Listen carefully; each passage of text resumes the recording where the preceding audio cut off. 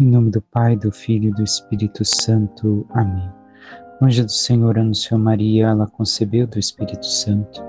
Ave Maria, cheia de graça, o Senhor é convosco. Bendita sois vós entre as mulheres, bendito é o fruto do vosso ventre, Jesus. Santa Maria, Mãe de Deus, rogai por nós, pecadores, agora e na hora de nossa morte. Amém. Eis aqui a serva do Senhor, faça-se em mim segundo a vossa palavra. Ave Maria, cheia de graça, o Senhor é convosco. Bendita sois vós entre as mulheres, bendito é o fruto do vosso ventre, Jesus. Santa Maria, Mãe de Deus, rogai por nós, pecadores, agora e na hora de nossa morte. Amém. O Verbo divino se fez carne e habitou entre nós. Ave Maria, cheia de graça, o Senhor é convosco. Bendita sois vós entre as mulheres, bendito é o fruto do vosso ventre, Jesus. Santa Maria, Mãe de Deus, rogai por nós, pecadores, agora e na hora de nossa morte. Amém. Rogai por nós, Santa Mãe de Deus, para que sejamos dignos das promessas de Cristo. Oremos, infundi, Senhor, em nossas almas a vossa graça, como vos pedimos, para que nós, que pela anunciação do anjo viemos a saber o mistério de vossa encarnação, paixão e morte de cruz, cheguemos um dia à glória eterna dos céus pelo mesmo Cristo, Senhor nosso. Amém.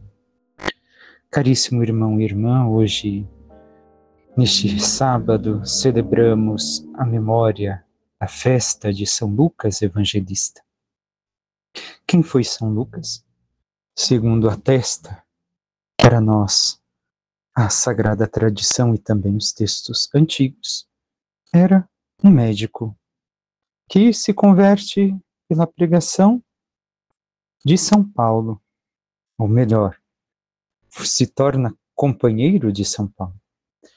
Existe a possibilidade, talvez, de ter estado entre os 72 discípulos, mas não se é certeza. Ele nos escreveu o Evangelho, que poderíamos dizer é o Evangelho de São Paulo, e acompanhou a igreja nascente, e nos traz isso no seu Atos dos Apóstolos.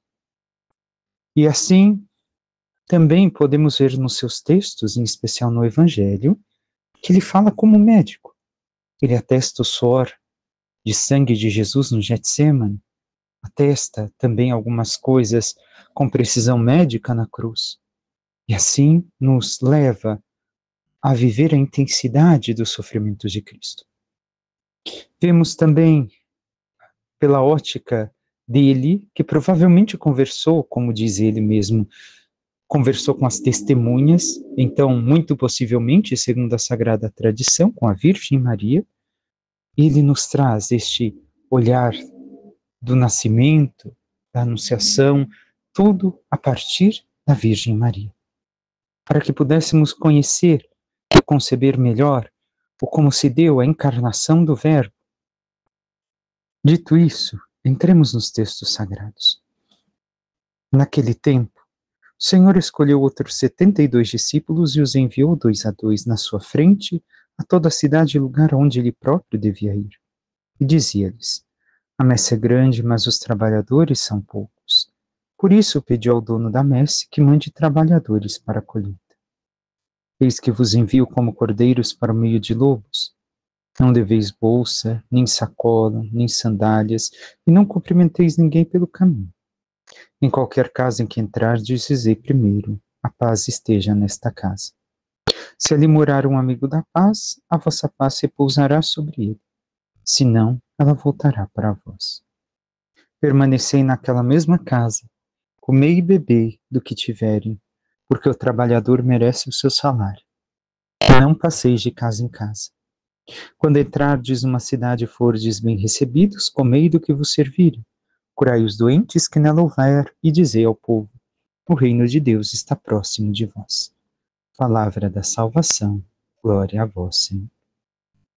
Um texto já meditado, refletido alguns momentos por nós, mas o que devemos recordar e compreender, talvez aprofundar ou conhecer ainda mais deste texto.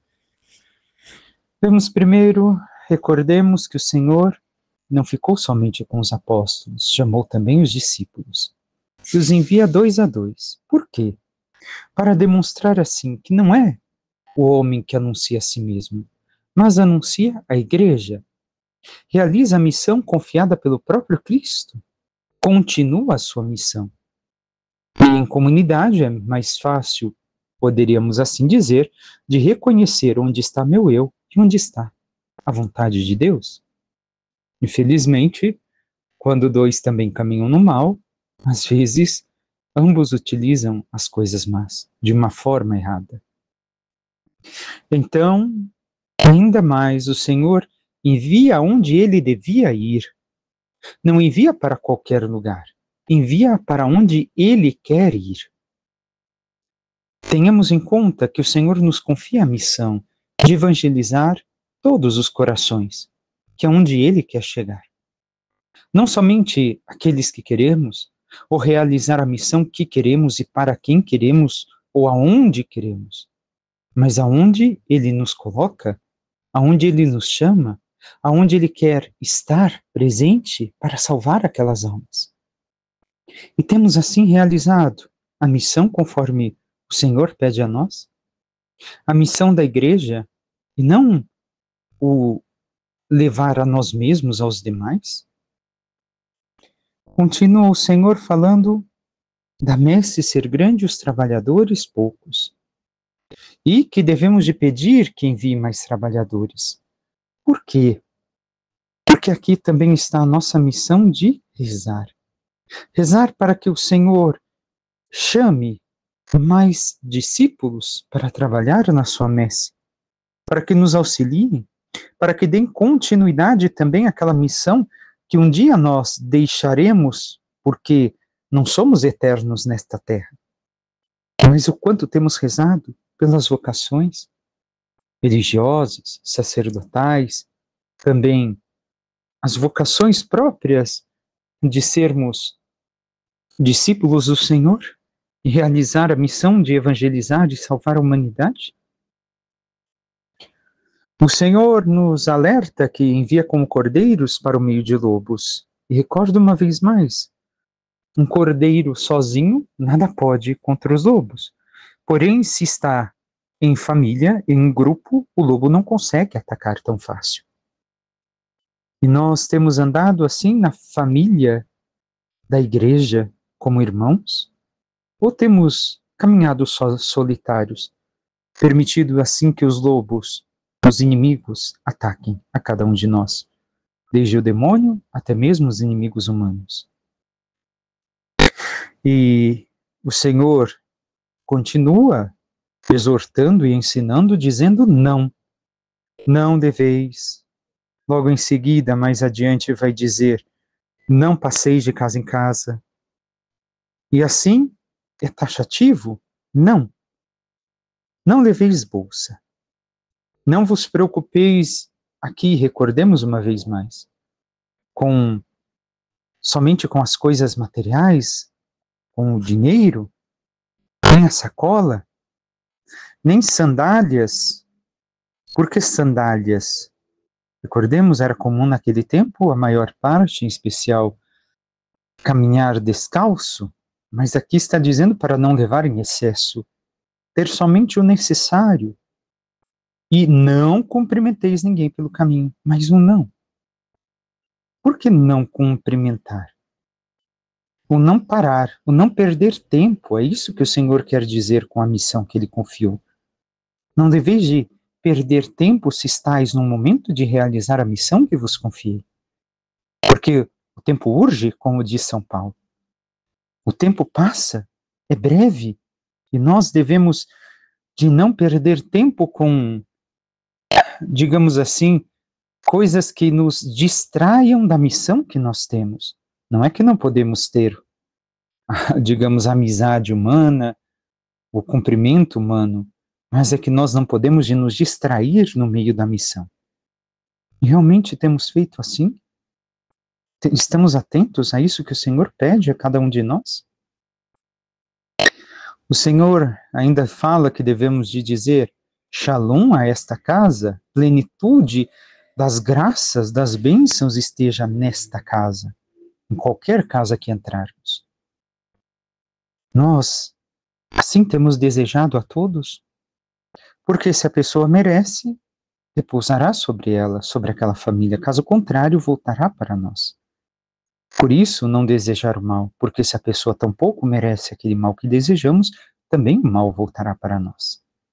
Mas temos desejado a plenitude de graças àqueles aos quais somos enviados a estar em suas vidas como uma missão divina? E o Senhor fala que devemos de permanecer naquela casa, nos alimentar e não andar de casa em casa. O que quer dizer aqui? É não buscar o que seja mais confortável para nós. Espera aí, essa casa aqui, quem já fez, digamos assim, o período de missão e já participou de alguma, sabe que às vezes convive com a dificuldade das famílias com as quais esteve ali amparado, acolhido. E então, o Senhor fala que, no sentido que não devemos de estar buscando conforto, melhor. Ah, espera aí, aquela casa ali me deu algumas coisas, mas eu quero ver se tem alguma que tenha uma cama melhor, um lugar melhor, uma hospedagem, uma acolhida melhor. Não.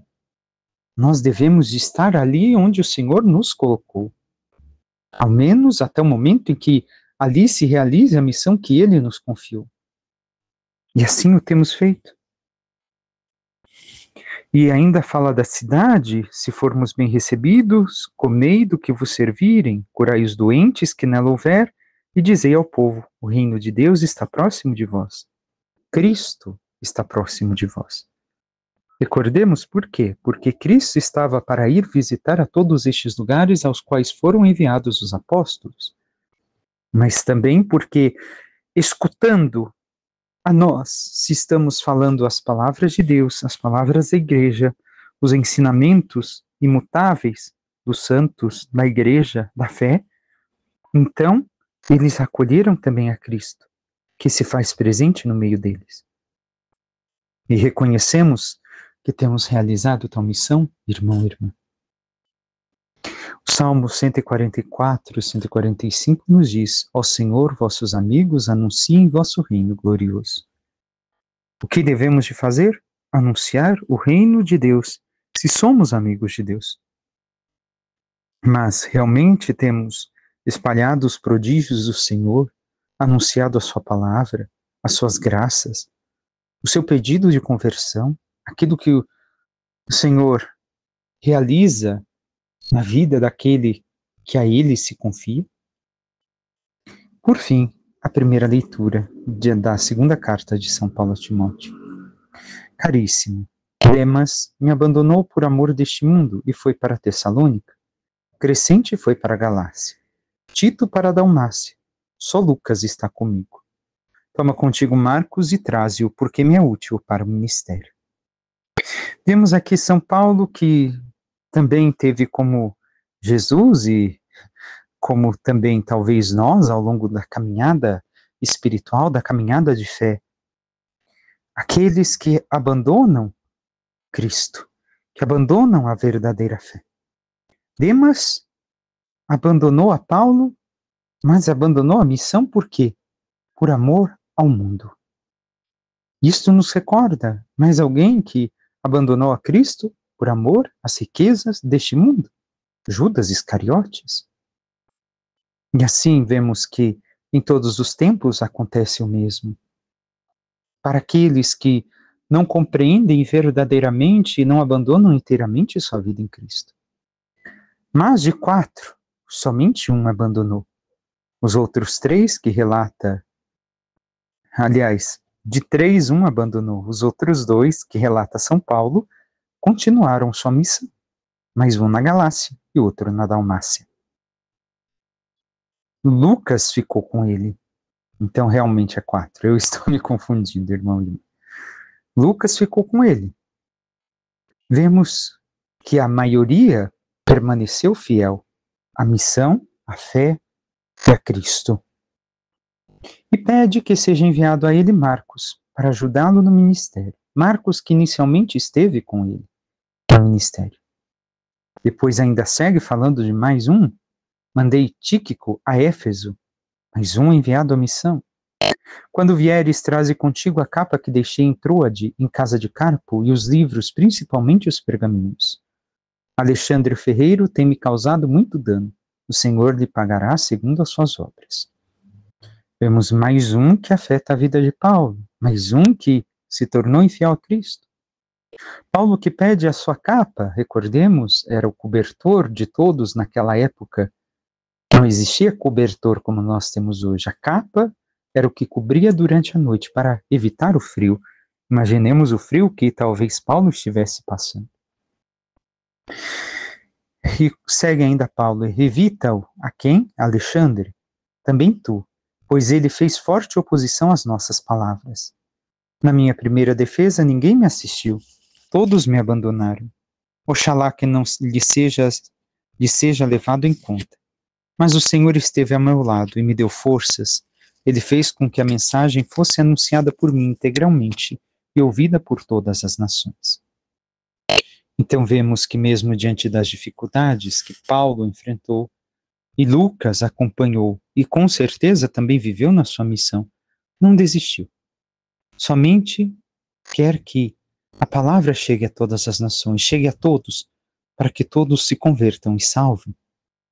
E nós, no meio dos desafios, das dificuldades, até mesmo do abandono daqueles que deveriam de conosco caminhar na fé, auxiliar na promoção do Evangelho, temos continuado?